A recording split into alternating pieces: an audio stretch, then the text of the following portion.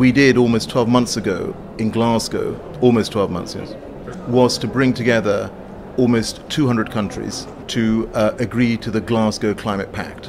And our overall objective going into COP26 was to get commitments from countries so that we could say with credibility that we had kept alive the possibility of limiting global warming to 1.5 degrees.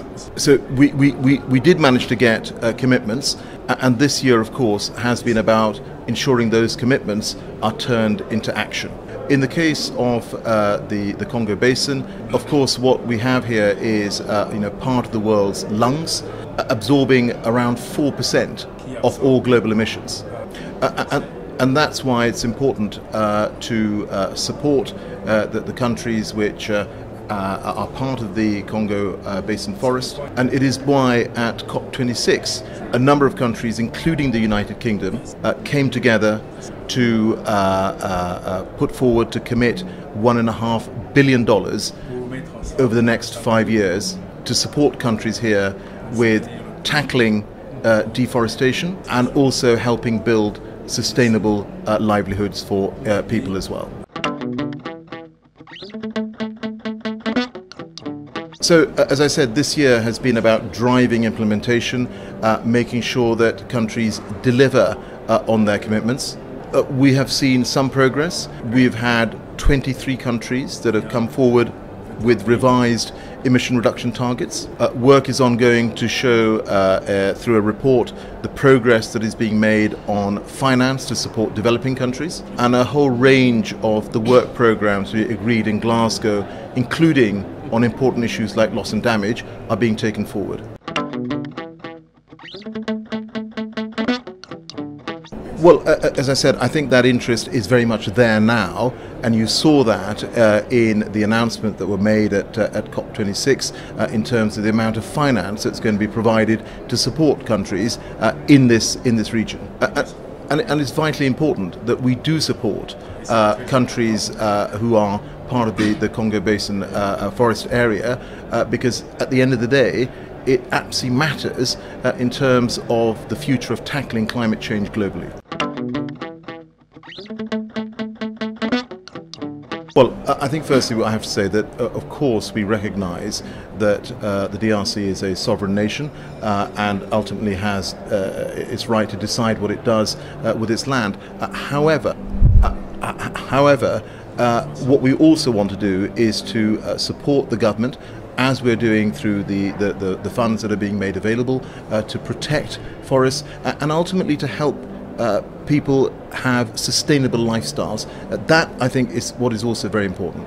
And as you know, there is currently a bilateral discussion taking place between the DRC and the United States on this issue. And other countries, including the UK, are also keen to see how we can participate and support the government here with its objectives, but of course overall making sure that we're also protecting forests and also supporting people to have sustainable livelihoods. What I can't comment because I don't know is what is the potential for these blocks. We know that to develop any kind of oil and gas fields takes a long period of time. But of course, that's exactly why we want to make sure that finance is being provided, as I've described, to support the communities locally. And I think we also need to think about how we can get not just public money, but also private sector money, international private sector money deployed to support sustainable development here in the DRC.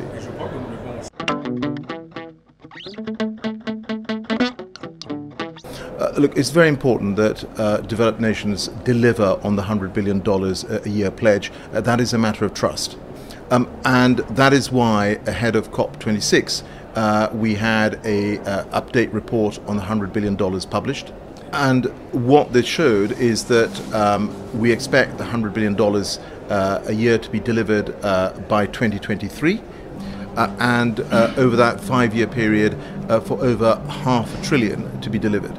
And just on this point, there is an update report being prepared by the German and Canadian governments, which will be published before COP27.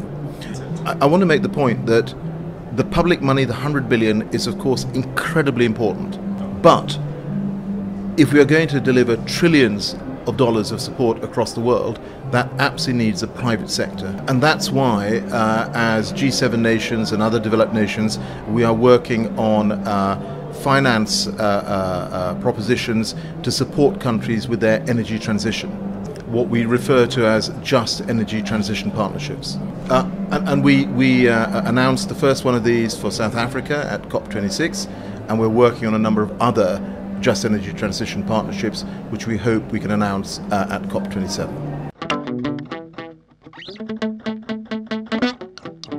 That's a very good question, and 1.5 billion was pledged over a 5-year period.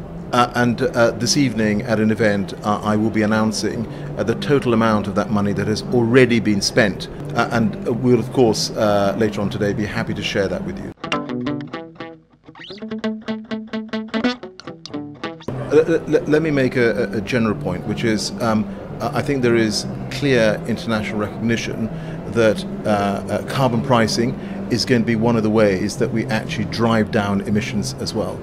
And as you know, at COP26 we also agreed the rules around Article 6, and there is work obviously going on to see whether we can get the whole thing operationalized as soon as possible. And what this will provide is integrity in carbon markets, and ultimately it will allow countries like the DRC to play their part in also ensuring that the assets that they have can be used and recognized to support reduction in emissions. Yeah, so I recognize this is an incredibly important issue for many countries, including those in Africa. Certainly what I have seen in the 3 years that I've been in this role, the 3 years that the UK has been organising and then being the presidency of COP26, the mood music has changed. And I'm quite certain that loss and damage will be a big discussion issue at COP27. And one of the other things that I was very keen on ensuring that we also have a technical facility to provide support to countries facing loss and damage issues.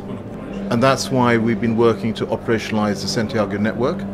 And again, I want to see countries to have made progress so we can get this fully operationalized and up and running by the time we get to COP27.